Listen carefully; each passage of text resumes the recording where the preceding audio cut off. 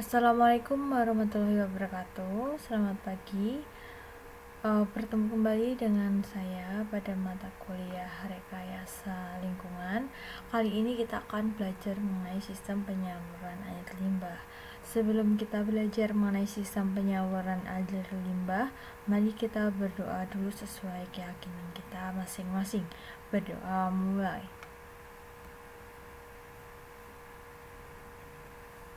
Berdoa selesai. Nah, sebelum kita masuk ke topik utama sistem penyaluran air limbah, kita akan belajar dulu mengenai definisi air limbah. Menurut Markov and Eddy tahun 1981, air limbah adalah kombinasi dari cairan dan sampah-sampah cair yang berasal dari pemukiman, perdagangan, perkantoran maupun industri. Sedangkan di sini kita perlu memahami dulu air limbah itu seperti apa, dan di sini dapat kita simpulkan atau kita berpendapat bahwa cairan limbah yang berasal dari rumah tangga termasuk tinja, industri maupun tempat-tempat lainnya, dan biasanya mengandung zat-zat yang membahayakan kehidupan manusia serta mengganggu kelestarian lingkungan hidup. Nah, kita itu bisa menarik dari pernyataan Metcalfe and Eddy, kita bisa mendefinisikan cair air limbah itu sebagai cair limbah yang berasal dari sebuah cairan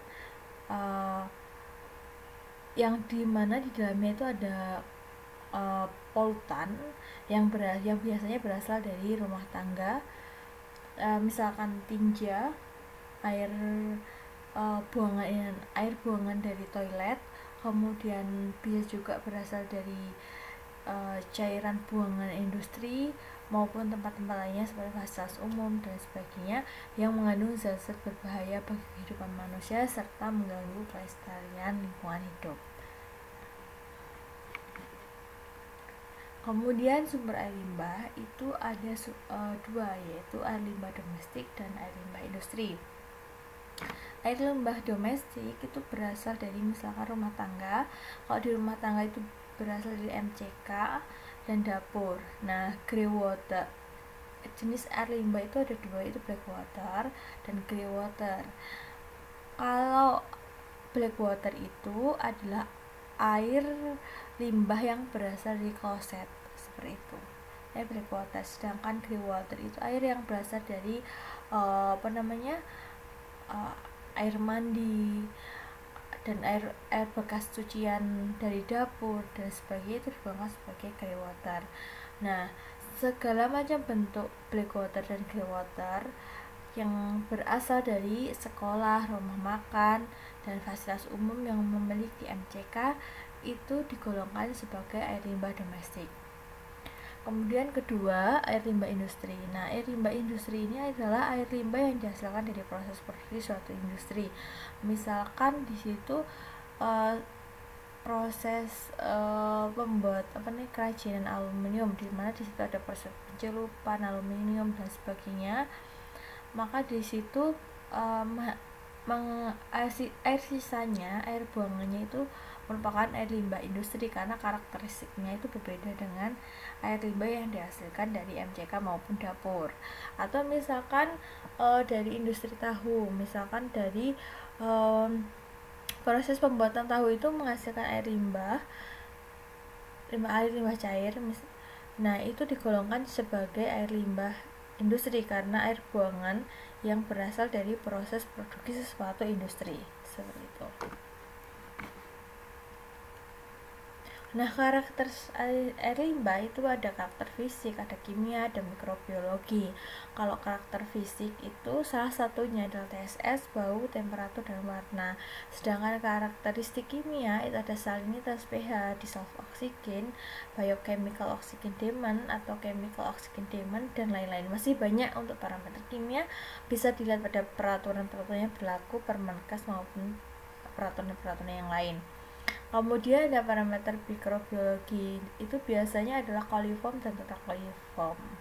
Untuk peraturan untuk karakteristik air limbah ini mengacunya pada peraturan yang berlaku ya di suatu wilayah seperti itu.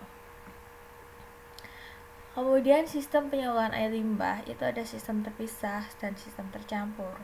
Kalau dulu itu ada sistem terpisah, sistem tercampur dan sistem kombinasi. Kalau saat ini itu digolongkan sebagai sistem terpisah dan sistem tercampur. Apa sih sistem terpisah? Sistem terpisah itu black water dan grey water disalurkan pada pipa yang berbeda. Kemudian sistem tercampur itu black water dan grey water disalurkan pada pipa yang sama, jadi satu seperti itu. Kalau sistem yang dulu ada sistem kombinasi. Nah, definisi dari sistem terpisah kalau dulu itu adalah air limbah domestik. Air limbah domestik itu tidak tercampur dengan air hujan. Kalau definisi istilah sistem terpisah.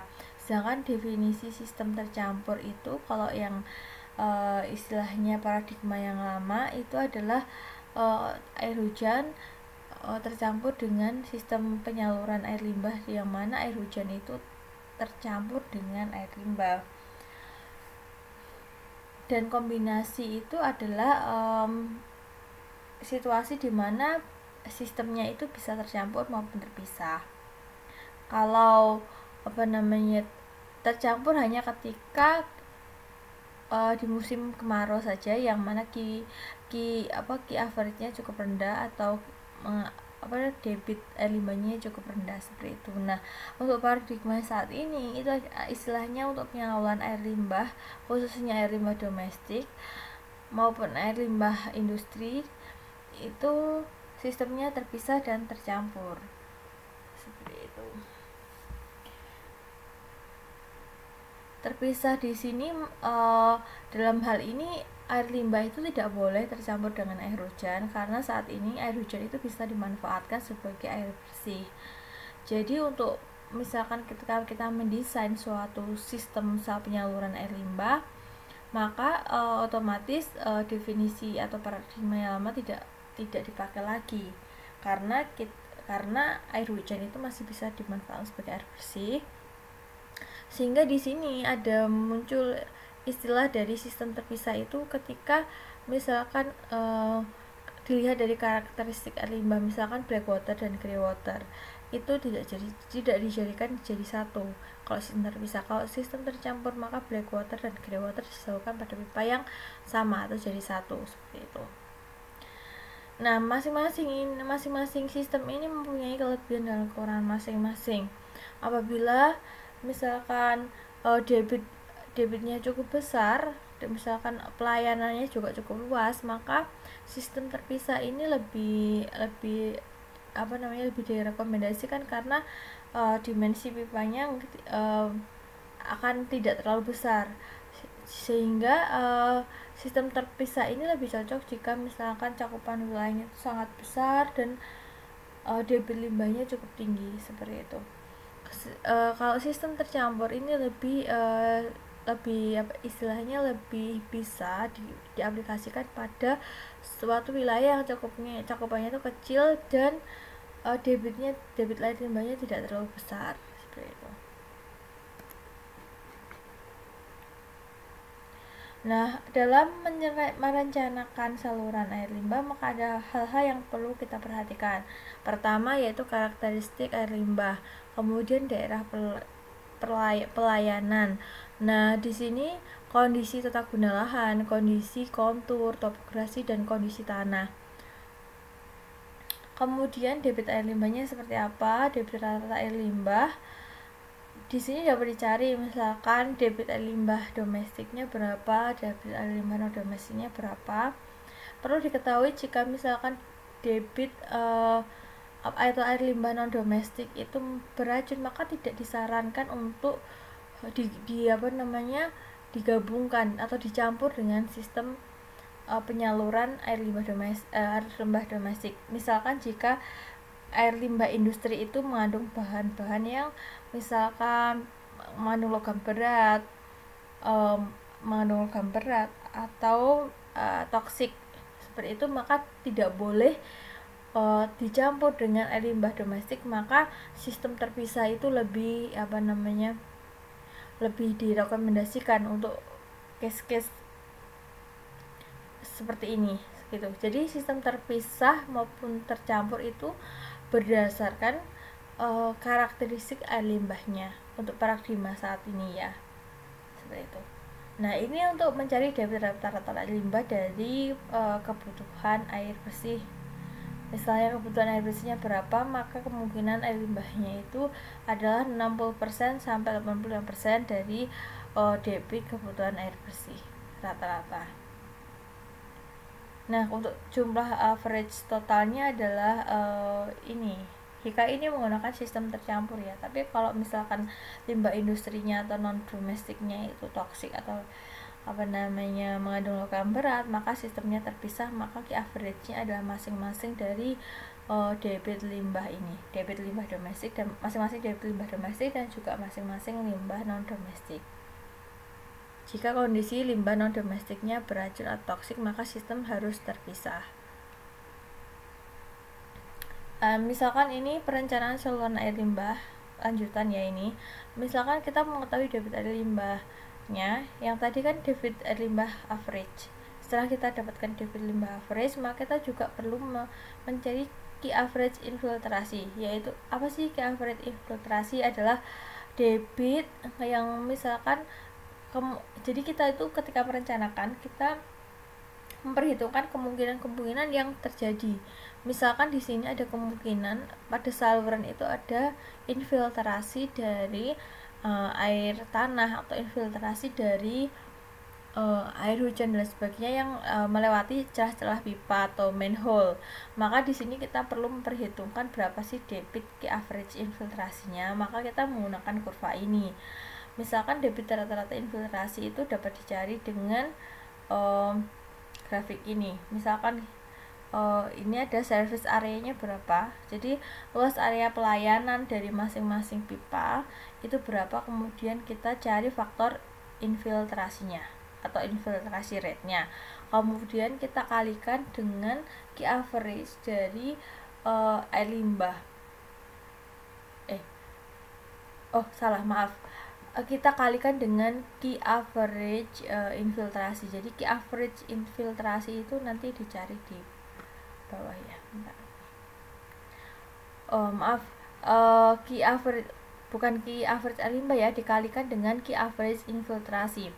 Misalkan ini luas areanya berapa, misalkan luas pelayanannya, maka kita cari di sini faktor infiltrasinya. Setelah kita dapatkan faktor infiltrasinya adalah kita faktor infiltrasi kita kalikan luas area per 86400, maka kita akan dapatkan key infiltrasi average. Jadi kita mencari key average infiltrasi itu dari luas areanya. Misalnya luasnya 10 hektar, maka di sini berapa kira-kira debit rata-rata infiltrasinya.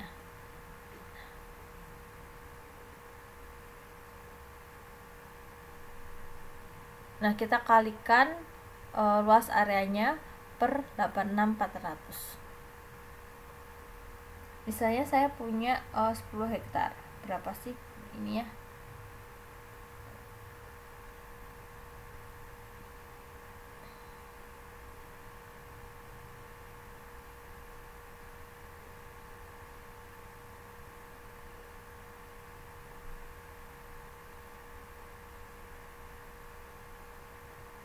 Seperti itu.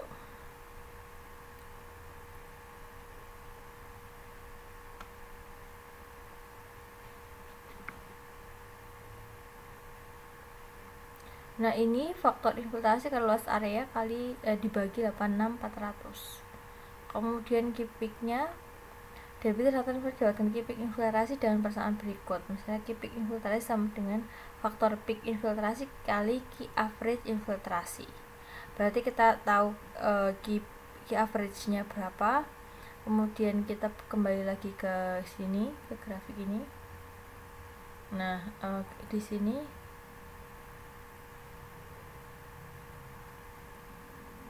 key average-nya berapa, nah faktor peak-nya berapa, nah kita kalikan.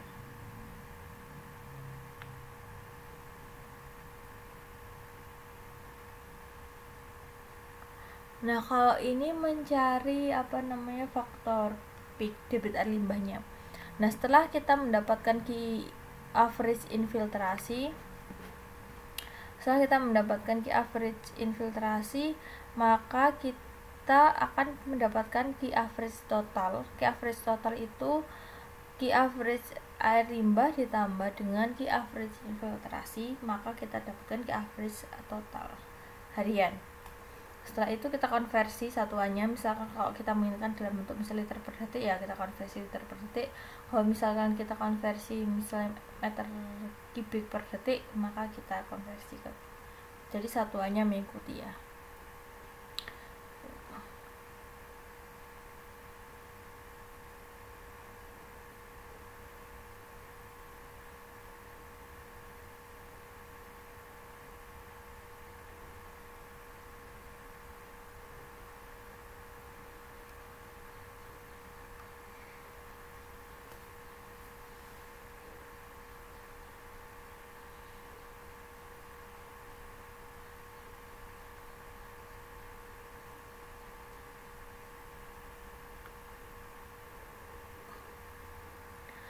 Nah ini kalau ini mencari debit puncak peak-nya dari air limbahnya. Setelah kita dapatkan key average dari total air limbah, maka kita akan mencari key peak-nya. Berapa sih debit puncaknya dari debit rata-rata tersebut? Maka kita perlu adanya faktor peak. Nah faktor peak itu kita cari dari sini, dapatkan dari sini. Misalkan ini debit rata-ratanya berapa sih faktor peaknya, misalkan debitnya 0,01, kita tarik ke atas, berarti di sini sekitar 3,1 atau sampai 3,2 faktor peaknya. Nah habis itu setelah itu kita kalikan, maka akan kita dapatkan key peaknya.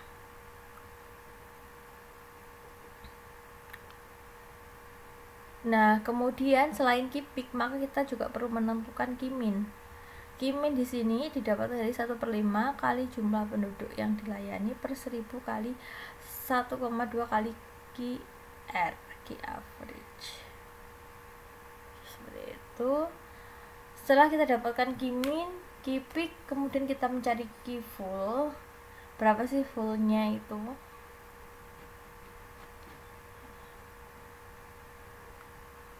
Sehingga kita nanti setelah kita mencari key full-nya, maka kita cari key full per key min. Kalau key full itu didapatkan dari misalkan D per D-nya berapa, jadi D per D-nya itu misalkan 0,6 sampai 0,8, maka kita pilih mana, misalkan 0,8, maka kita akan mencari key full per key peak, misalkan 0,995 seperti itu, maka nanti kita dapatkan key full-nya berapa. Nah dari key full itu nanti kita akan mencari dimensi pipa, diameternya berapa, yang mana kita perlu memperhatikan kecepatan pipa. Ketika kita menentukan dimensi pipa, maka kita perlu memperhatikan berapa sih kecepatan di dalam pipa. Kalau untuk V full-nya minimal 0,6 dan V min-nya minimal 0,3 meter per sekon.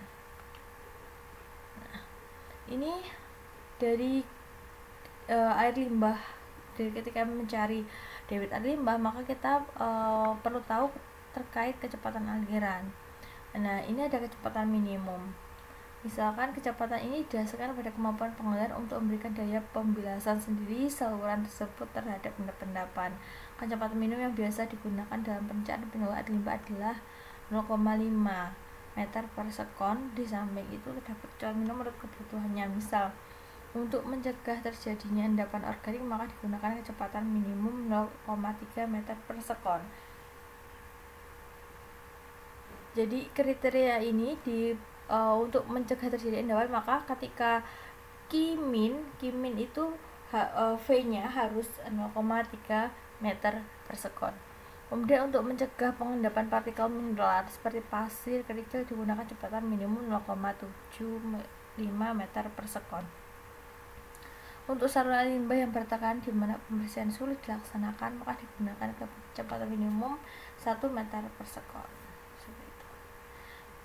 Jadi setidaknya kita mendesain ketika kondisi Q-min itu kecepatannya 0,3, dan ketika kondisi Q full atau debit fullnya itu maka setidaknya kita mendesain kecepatannya itu 0,6 untuk minimum kecepatannya. Kemudian ada kecepatan maksimum. Nah, kecepatan maksimum itu didasarkan pada kemampuan saluran terhadap adanya kemungkinan gerusan-gerusan yang terjadi oleh aliran yang mengandung partikel kasar. Agar tidak terjadi pengurusan, maka kecepatan maksimum yang diperbolehkan ada rentangnya 2,5 sampai 3 meter per sekon.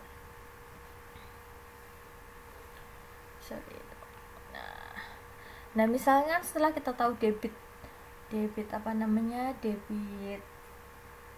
puncaknya, debit fullnya, debit minimumnya, kecepatan minimumnya berapa yang kita inginkan, dan kecepatan fullnya ketika Q fullnya berapa yang kita inginkan, maka kita melakukan pembebanan pipa. Jadi bagaimana sih pembebanan pipa itu? Jadi sistem penyaluran air limbah itu kan sistem gravitasi. Maka ada sistem pembebanan, artinya ada kumulatif debit seperti itu untuk masing-masing pipa, sehingga kita perlu menentukan berapa sih bebannya pada masing-masing pipa. Misalkan ini ada pipa cabang, ini bebannya pasti berbeda dengan pipa yang di sini. Begitu juga pipa cabang yang di sini pasti bebannya berbeda dengan pipa yang di sini, seperti itu. Untuk pipa yang di sini otomatis melayani daerah yang di sini, yang di atasnya di sini. Maka kita perlu tahu berapa sih Q full ataupun Q-min yang melewati pipa ini. Nah, misalkan ini ada debitnya itu misalkan 1 liter per sekon dengan luas 1 hektar. Maka kita cari berapa sih luas pelayanan pipa cabang ini. Nah, setelah itu kita bagi dengan luas total dikali debit total, maka akan ketemu debit rata-rata dari seluruh air limbah yang dilayani pada seluruh pipa ini. Jadi kita perlu cari tahu luasan wilayah yang dilayani, kemudian total luasan yang dilayani oleh seluruh pipa, kemudian debit average seluruh wilayah pelayanan, maka kita akan tahu berapa sih debit di sini.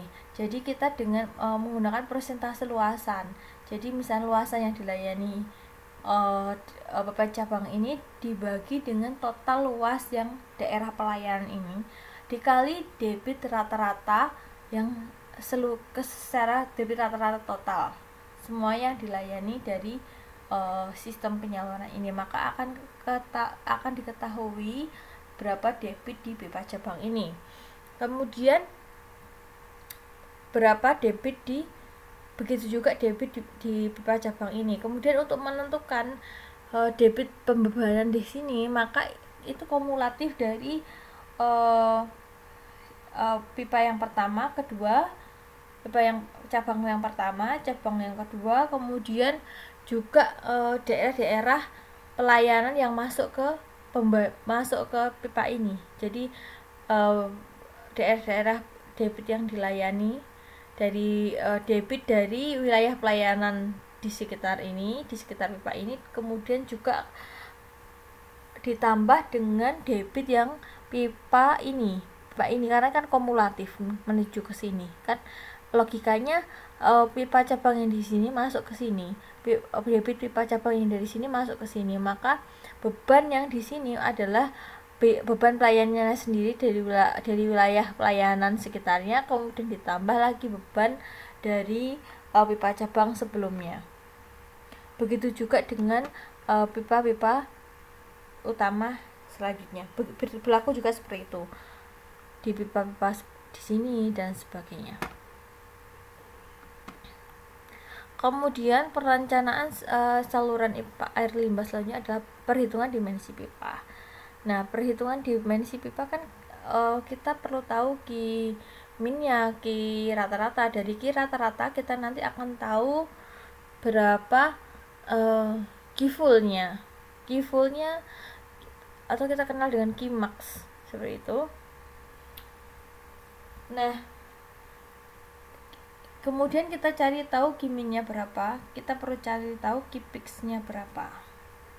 Nah, nilai D per D menentukan berdasarkan pada grafik perbandingan. Nah, min full atau juga dapat digunakan D per D antara 0,6 0,8. Jadi nilai D per D kecil per D besar antara 0,6 atau sampai 0,8. Perhitungan didasarkan pada rumus Manning. Jadi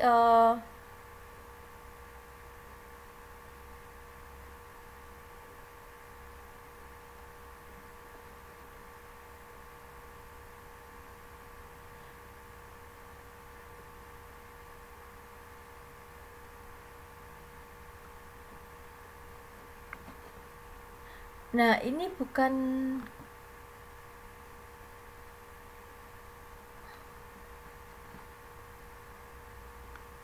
persamaan yang digunakan adalah ini, min ini, kemudian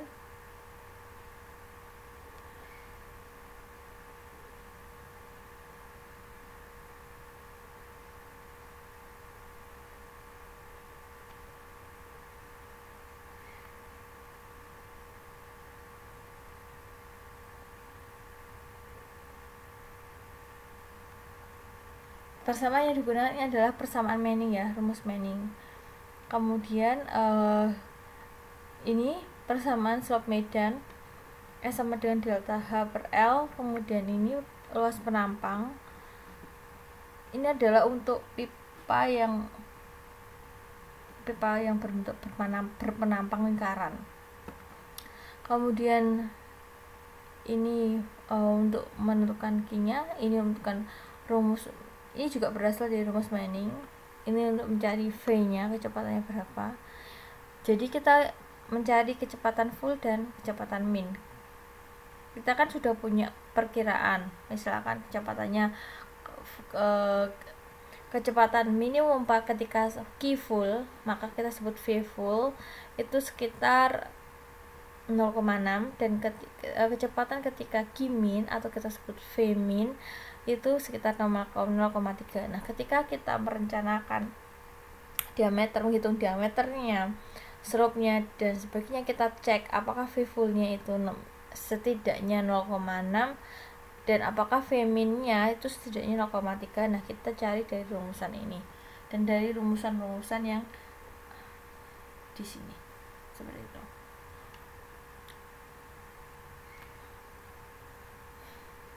Nah, ini adalah tipe-tipe saluran. Jadi menurut Markov and Eddy, tipe-tipe saluran buangan adalah sebagai berikut, atau tipe-tipe saluran air limbah adalah sebagai berikut. Misalnya saluran rumah atau gedung atau building shower. Saluran ini terhubungkan ke sistem perpipaan air buangan di rumah atau gedung tersebut dan digunakan menyalurkan air buangan dari rumah atau gedung ke saluran lateral. Nah, saluran lateral merupakan elemen pertama dari sistem penyaluran air buangan, biasanya terletak di jalan. Saluran ini digunakan untuk memompa air buangan dari satu atau lebih building shower dan menyalurkan ke saluran utama. Saluran lateral ini kita kenal dengan bisa kita sebut saluran sekunder atau tersier ya, seperti itu. Ini namanya saluran lateral, sama aja saluran lateral atau saluran tersier maupun sekunder. Jadi saluran sekunder maupun tersier itu masuk dalam kategori saluran lateral. Kemudian saluran utama yaitu main sewer atau saluran primer merupakan saluran yang digunakan untuk menyalurkan air buangan dari saluran lateral, atau saluran lateral ini kita kenal dengan saluran cabang atau pipa cabang ke saluran trunk atau ke saluran intercept. Kemudian kalau untuk saluran utama ini menyalurkan dari saluran lateral atau cabang ini menuju ke IPAL. Kemudian saluran terang atau transfer merupakan saluran yang ukurannya lebih besar daripada saluran utama, digunakan untuk mengeluarkan air buangan dari saluran utama ke saluran tersebut yang besar. Jadi saluran terang ini adalah termasuk ini ya, saluran utama yang lebih besar daripada saluran utama. Saluran intercept merupakan saluran yang paling besar dibandingkan 4 saluran yang lainnya dan digunakan untuk menangkap air buangan dari banyak saluran utama ataupun saluran terang dan menyalurkan ke unit pengolahan. Seperti itu.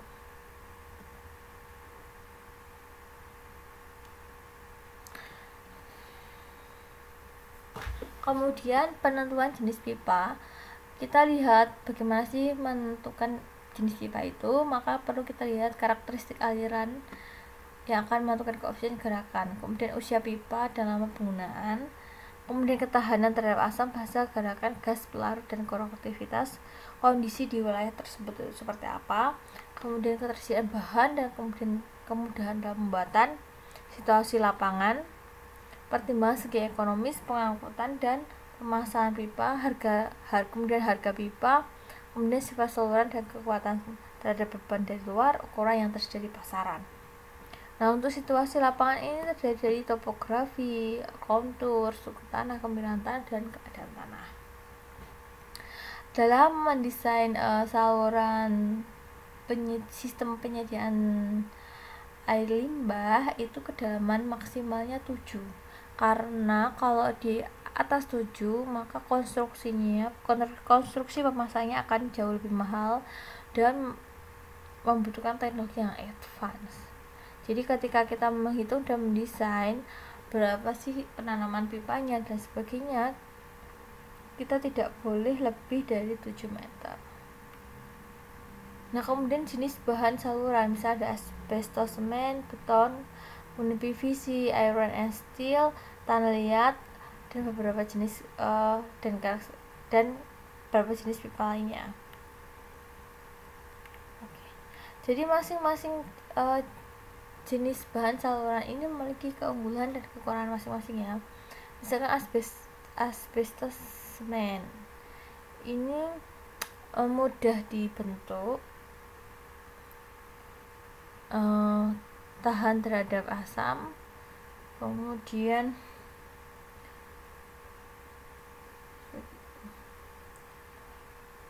beton itu diameternya kita bisa, misalkan kita membutuhkan diameter berapa, nah dengan beton itu kita akan memudahkan kita dalam mencari ukuran dimensi pipanya seperti itu. Tetapi untuk beton itu tidak tahan asam. Kemudian ada PVC itu memiliki keunggulannya yang ringan, mudah disambungkan, tetapi kekurangannya adalah dimensi pipanya terbatas sesuai di pasaran. Jadi kita harus menyesuaikan ketika kita mendesain dan ingin menggunakan PVC, maka kita harus menyesuaikan dengan dimensi yang ada di pasaran. Kemudian iron and steel,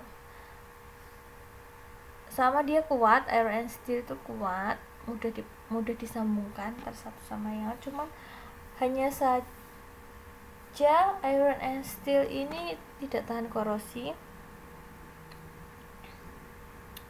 Kemudian berbahaya jika misalkan di dalam tanah itu ada aliran listrik, jadi sangat kurang direkomendasikan. Kemudian tanah liat atau clay, jadi tanah liat ini juga tahan asam ya,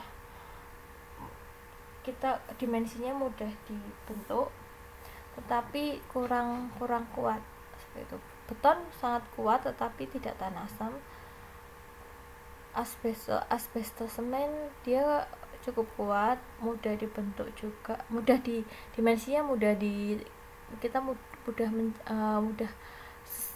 dimensinya mudah menyesuaikan dengan desain kita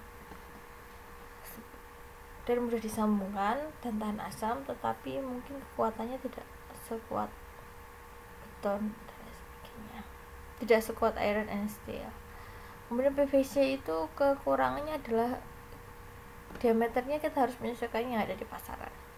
Tapi biasanya kalau misalkan diameter yang kecil, misalkan untuk debit yang kecil itu biasanya kebanyakan menggunakan PVC. Baru kemudian kalau misalnya diameter pipanya sangat besar, maka biasanya kita menggunakan konkrit atau beton, dengan catatan ada perlindungan katodiknya, perlindungan korosi terhadap porsinya. Kalau asbestos semen ini sulit ditemukan di pasaran. Kemudian ada bangunan pelengkap. Misalkan di sini ada manhole. Jadi tiap pertemuan, di mana ada pertemuan saluran, di mana ada perubahan pipa, di mana ada perubahan slope dan sebagainya, di mana ada belokan, pertigaan, itu biasanya dibutuhkan manhole untuk koneksinya. Nah, apa sih manhole? Manhole adalah lubang untuk memeriksa, melihara, dan memperbaiki saluran yang dilengkapi dengan tutup dari beton dan cast iron galvanis beserta anak tangga untuk menurunnya. Pada penempatan harus diperhatikan fungsi dan beberapa hal antara lain. Fungsinya ini ada 5 ini. Perubahan saluran ditempatkan ketika ada perubahan saluran. Jadi manhole ini ditempatkan ketika ada perubahan saluran, kemudian ketika ada perubahan dimensi pipa, kemudian ada perubahan slope, kemudian ada belokan, kemudian ada pertigaan, ada pertemuan antara pipa, kemudian ketika ada saluran lurus dengan jarak tertentu tergantung diameter pipanya. Misalkan diameter kurang dari 500 mm, maka jarak antar manhole-nya 100 sampai 150 untuk pipa yang lurus. Kemudian diameter pipa antara 500 sampai 1000, maka jarak antar manhole-nya 150 sampai 175, dan diameter pipa antara 1000 dan 3000, maka jarak antar manhole-nya 175 sampai 300 mm. 175 sampai 300 meter maksudnya.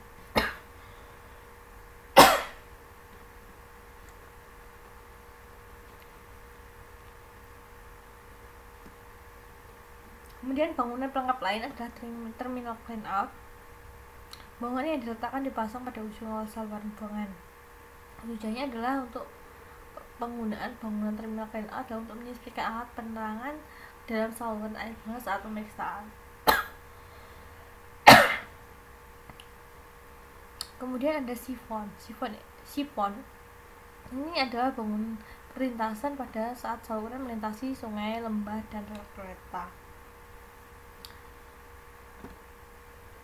Kemudian sumur pengumpul. Sumur pengumpul ini berfungsi untuk menaikkan muka air buangan pada saluran yang rendah ke saluran yang lebih tinggi. Dalam perencanaan kapasitas sumur pengumpul dapat menampung 10 sampai 30 menit. Jadi TD-nya sumur pengumpul ini 10 sampai 30 menit. Kemudian bangunan terjunan. Bangunan terjunan itu atau drop manhole digunakan bila perbedaan tinggi antar dua saluran lebih dari 0,5 meter dan pada saluran yang slope-nya memotong slope medan. Kemudian building sewer adalah kita juga bisa sebut house connection, adalah cabang antara saluran air buangan dengan saluran rumah-rumah penduduk. Sebaiknya sambungan rumah atau kita kenal building sewer itu sambungan rumah SR dibuat pada saat pemasangan saluran air buangan dilakukan, sehingga akan mengurangi atau menghindarkan adanya kemungkinan akibat yang kurang baik terhadap kerja atau kerusakan pada saluran. Terima kasih, itu penjelasan singkat terkait sistem penyaluran air limbah. Kalau ingin tahu lebih lagi terkait sistem penyaluran air limbah bisa dilihat dari Metcalfe and Eddy pada tahun 1981, dan materi tersebut juga diambil dari sana. Terima kasih juga untuk seluruh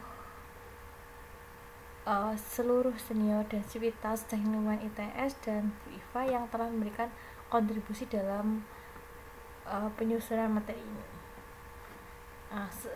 Selamat belajar untuk adik-adik dan selamat mengerjakan tugas. Terima kasih. Saya akhiri, wassalamualaikum warahmatullahi wabarakatuh. Insya Allah kita akan bertemu kembali pada pertemuan selanjutnya.